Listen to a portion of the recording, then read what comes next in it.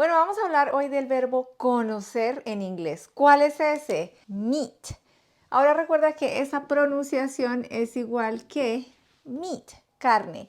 Meet, meat. Entonces, meet lo tenemos en su forma base. Si vamos a hablar de la tercera persona, le vamos a agregar una S. ¿Cuál es la tercera persona? Cuando estamos hablando de ella, él, la, leli, lolú. Ya sé que no existe. Seguimos con el pasado del verbo, sería met. Entonces, meet en presente, met en pasado, conocí. Y met en participio. Eso quiere decir conocido.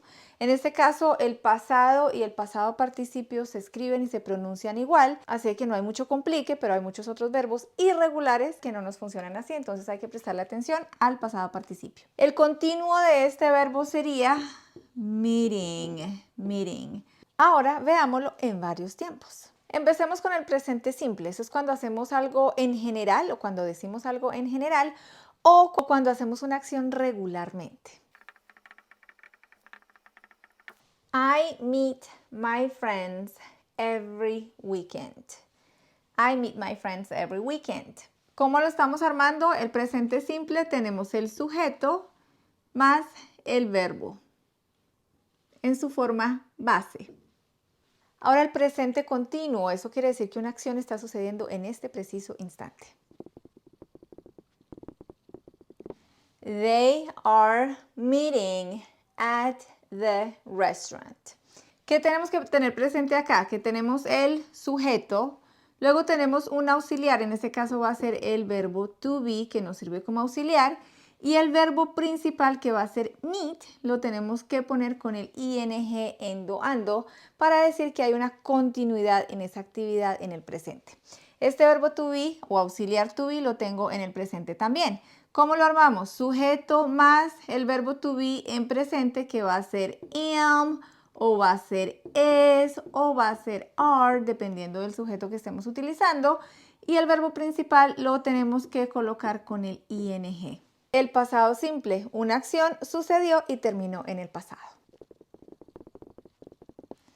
She met her partner in 2010.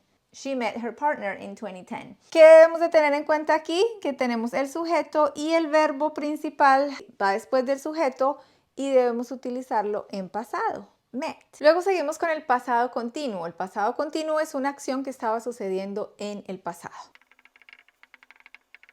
I was meeting my boss when you called.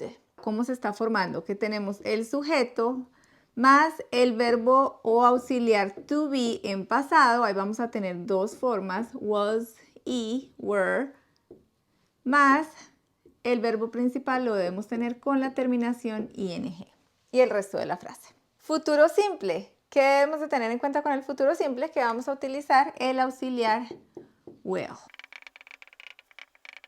I will meet you at the airport tomorrow.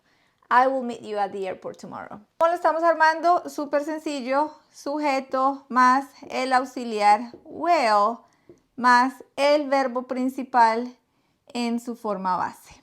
Y acá está la tarea para ti. Déjame saber en los comentarios cómo quedaría si decimos esta frase con una negación.